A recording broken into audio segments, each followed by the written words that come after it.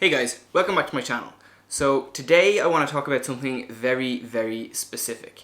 Now I'm sure I've mentioned this at some point in one of my videos before, but I absolutely hate traffic. I really love driving, but I hate traffic. And my commute to work usually takes me between 40 and 45 minutes every morning.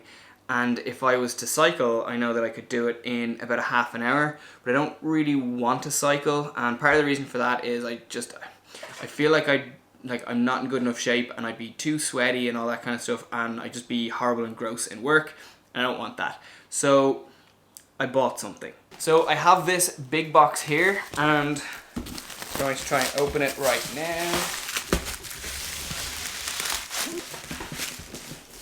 So I got the Ninebot kick scooter by Segway. I'm really excited about this. I've wanted an electric scooter for a good couple of months now, and I ordered it last Thursday and it arrived today. Today is Monday, so it only took like kind of a day and a half working days. I'm really impressed with how quickly it's gotten to me. So now it's time to open it up and see what it's like out of the box. Now, some foam, some packaging.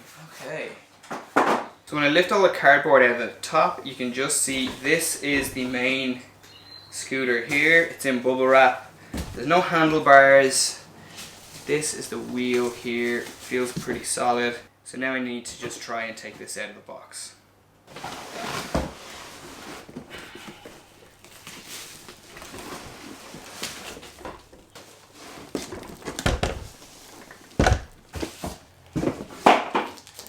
Pretty hefty manual right there. And then the rest of it just seems to be like foam and heavy duty cardboard that just protects the scooter in the box.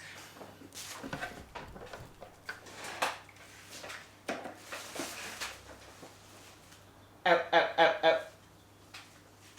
Ah. Shit. Nearly cut my finger off straight away.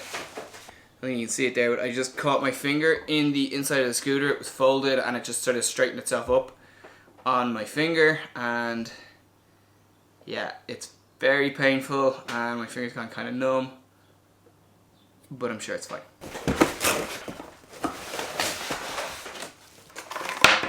Whoops. So yeah, so that's an American charging cable, and I've got the EU charging cable, which is the one I want. And that's my actual charger. Now, another device in my life that I have to charge. I actually don't mind having devices that I have to charge. The more electric devices that I have, the happier I am. This is the top unit, where basically the main handlebars. Basically you just plug this into the main body of the scooter, you snap this down. There should be like little screws somewhere, I think they might be in the scooter already, that lock this in place, and then it's kind of good to go. So there's foam on the handlebars. What am I talking about? Sure, the screws are right here. I'm blind. Anyway, there's foam on these handlebars, so it's like a foam grip, which means that they'll be nice and like comfortable when I'm riding. There's two levers here and here. One of these is the accelerator and one of these is a brake. So this just goes in here. Well, it appears to be doing something because I accidentally pressed a button after I put the cable together and now it's beeping. So now I just screw these little screws in. And this is it. This is it in its folded position, and it's heavy enough. Like, you wouldn't want to have to be carrying it too far, but just like folding it to get into work, be fine. And to release it, you just press this down and this just comes up and it just locks like so. And that is pretty much how you get started with putting your Segway Ninebot together. So I need to go and just charge this up now before I can use it properly, so I'm going to do that and I will see you in a bit. Just one last thing before I go to plug this in. I've downloaded the app for the scooter onto my phone and I'm going to pair it up. It connects to the phone through Bluetooth. I've kind of had a quick look at the user manuals. They don't give an awful lot of detail, But as far as I'm aware, you pair the phone up to the scooter and you set it all up using the phone. So this is the app here. Agree to the terms. Allow notifications. It's making me update the firmware on the scooter now before I do anything. So that's doing that. So I'm still going through the pairing process on my phone, but first thing that came up after I'd done all the connection and the software update was safety information. And what's really, I think, clever about this is that every time you go to a new page on the safety information, there's like a little counter, it counts down from 5 seconds. So you have to keep the page open for a minimum of 5 seconds before you can skip to the next one. So it's trying to force you to read the safety information before you start, which is actually a really good idea. I think that's really, really smart. Okay, so it is the next day. We didn't take the scooter out at all last night. I still didn't charge it, so it has about like 50% charge from what I looked at yesterday. But we've come down to Waterstown Park, which is where I do my park runs in Dublin, and we're going to test the scooter out here. I'm driving. It's quite easy to get it going smooth. Hello. We're just going to floor it.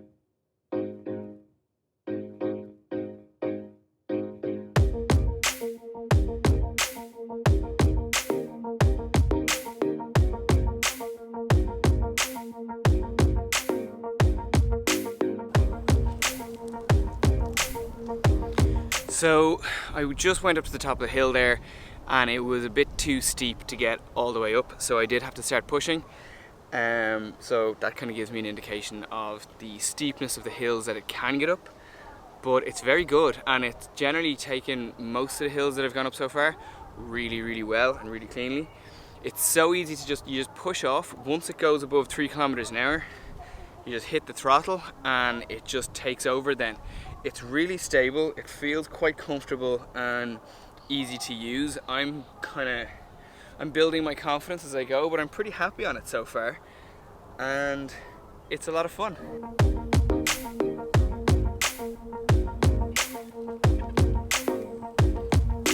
Oh no. What happened? I stopped it too soon. Oh, that's okay. What do you think of it? It's cool. Yeah, it's actually really stable. It's more stable than you would feel on a skateboard or anything. Oh, because hell's you've yeah. got the handle thing. Yeah. I just accelerated a little too much there. Yeah, I did that at the start too. I'm actually going to try and go up this side for a second. Do it.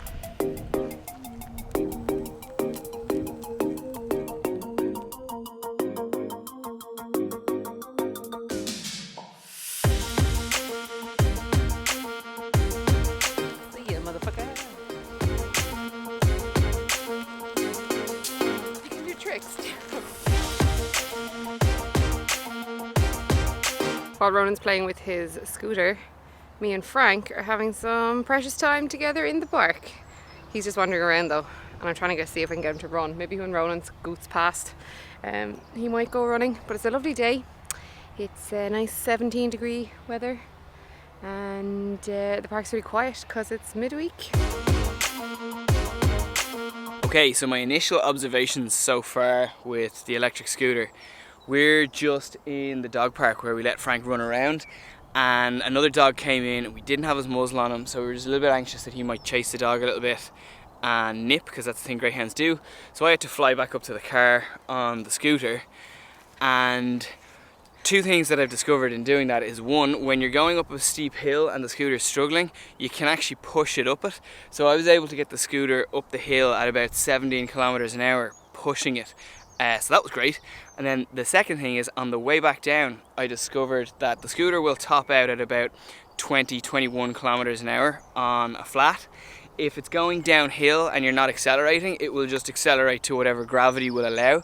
But if you actually have your hand on the throttle and you're accelerating downhill, the scooter is restricted at 23 kilometers an hour. So the brake actually kicks in when you accelerate beyond 23 kilometers an hour. And that can be a little bit frightening when you're not expecting it. Now that I know that it does it, it's fine. But the first time it really took me by surprise. The scooter is really, really stable. It's gonna be, I think, a really good way to get into work, particularly on a day like today.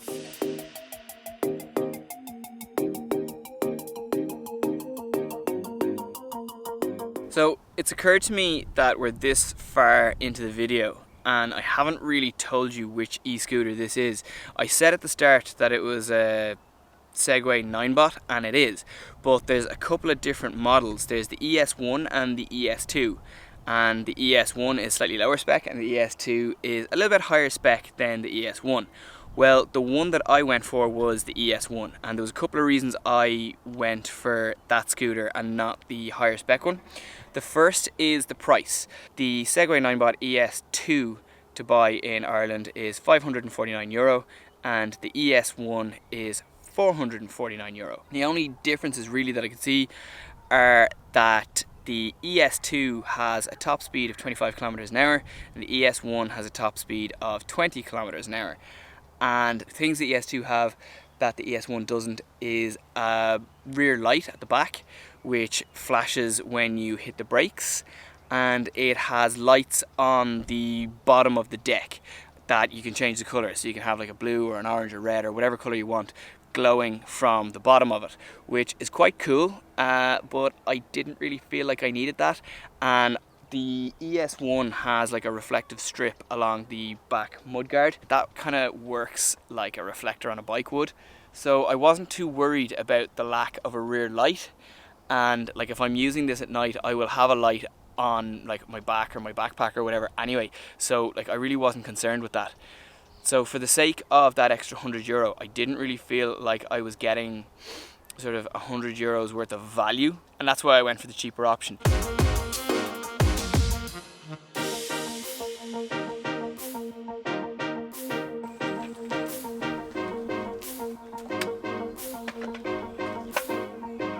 Okay, so there's a couple of things about the Segway Ninebot ES1 that I want to talk about right now. The first one is handling and stability, and I have to say I feel really confident using this scooter.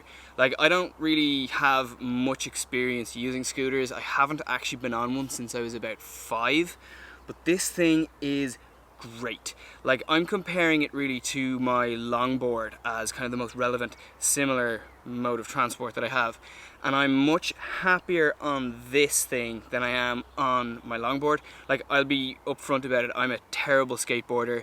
The last time I actually used my longboard as a proper means of transport, I was going down a hill at about 20 miles an hour or so, and I fell off and smashed my face off the ground. It really wasn't great, but with this I just feel like it's really, really stable, and even at speed I feel like I'm much more in control of it than I would ever be on my longboard. So I think that's really great. I'm really happy with kind of how it handles and how stable it is, and I'm just really confident then using it. And like, I'm actually really excited to use this now as a means of transport and as a way to get into work on Monday. On the whole, I have to say, as far as being able to use the e-scooter and just ease of use, 10 out of 10. It's great. And then another thing that I just want to mention is that when you're using it and when you're starting it, what I've discovered is, like, I was trying to cheat and hold the throttle down and then push off. Doesn't let you do that. The motor won't engage. So what you have to do is you have to be pushing, or it has to have forward momentum of more than 3 kilometers per hour, and then you hit the throttle. And the other thing, and this kind of goes back to what I was saying a second ago about just how stable it feels, like when I first got on the scooter, I felt like when I pressed the throttle down it was really fast and it was kind of stuttery, and I was just terrible. But like, the learning curve really isn't steep, so within about 5 minutes I was able to kind of push the scooter off and just put the throttle all the way down and have it accelerate as much as it could, and I'm really happy and confident on it at that kind of speed now. You can't accidentally make it go, and when it is going, like, if you've never had one of these before and you've never used anything like it, you're going to get the hang of it really, really quickly. So far I would highly, highly recommend one of these. They're so much fun and it's just really simple and easy to use.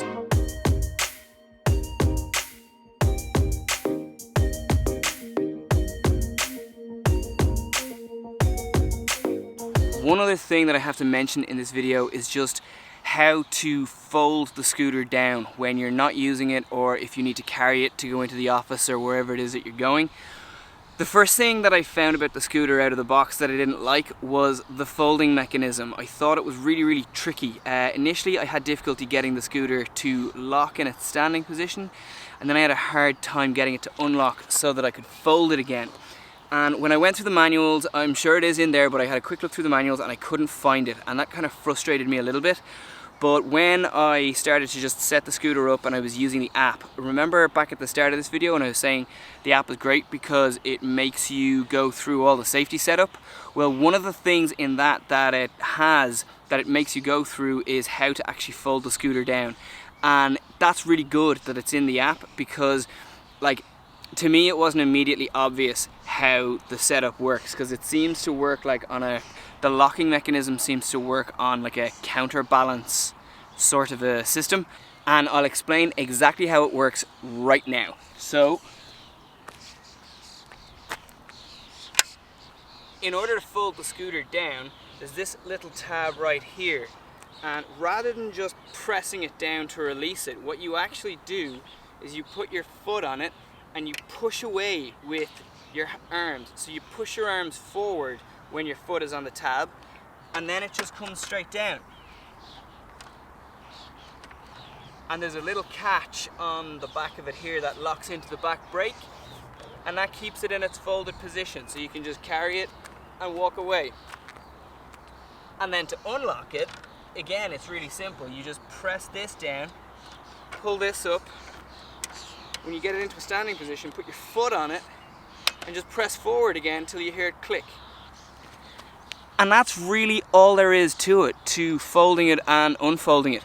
So like I say, because it works on a counterbalance, so when your foot is on the pedal, you press forward to unlock it. That to me seemed kind of like an alien idea at the start. I was trying to press the thing down to get it to unlock, and that just doesn't work. So that's one of the things. It is really simple to do, but what's great about it is that the app will tell you how to do it.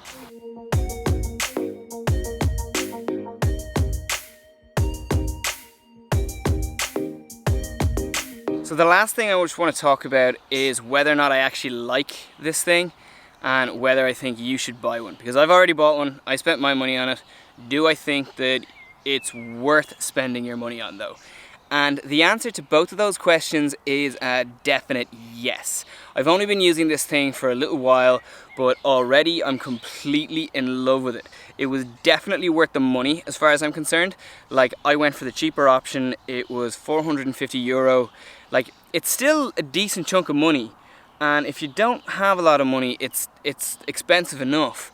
But in terms of getting like a bicycle or a car or anything like that, or even just how much it costs to use public transport for an entire year, I think it's really good value actually. Secondly, I'm going to use this as my way in and out to work, and I'm really excited for that for a couple of reasons. One, it's going to be a lot more fun than sitting in traffic. Two, it's going to be a lot cheaper to run than my car. Like, at the moment I'm putting about between 60 and 70 euro worth of petrol into my car every, I'd say maybe 12 days. Whereas with this, if I'm using this in and out to work, I reckon I could cut that down to about once a month. And to me, like, that's a huge saving. In general, when the weather's good, I can use this to get into work, and it means that I'm not spending money on petrol. The other thing that I really like about this is that it's an environmentally friendly way to travel.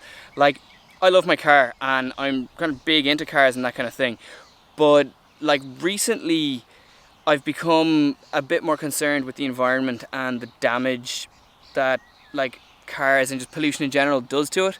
And like, I'm not going to get preachy or anything here, but like, just from a personal standpoint, I'm sort of looking at it from, if there's any little thing that I can do or any little change that I can make, I'm willing to do it. And for me, that was another consideration when I bought this. They're sort of my initial thoughts on it. I do think that the electric scooter itself is great. I think it's an absolutely great way to get around. I defy anyone to use one and to not have fun. So for me, the Segway Ninebot ES1 is a massive thumbs up. I really love it, and I would highly recommend it to anyone. So I'm going to leave this video here. I just want to say thank you so much for watching. I hope you like it. If you do, please give me a big thumbs up. Please subscribe to my channel, and I will see you in the next video.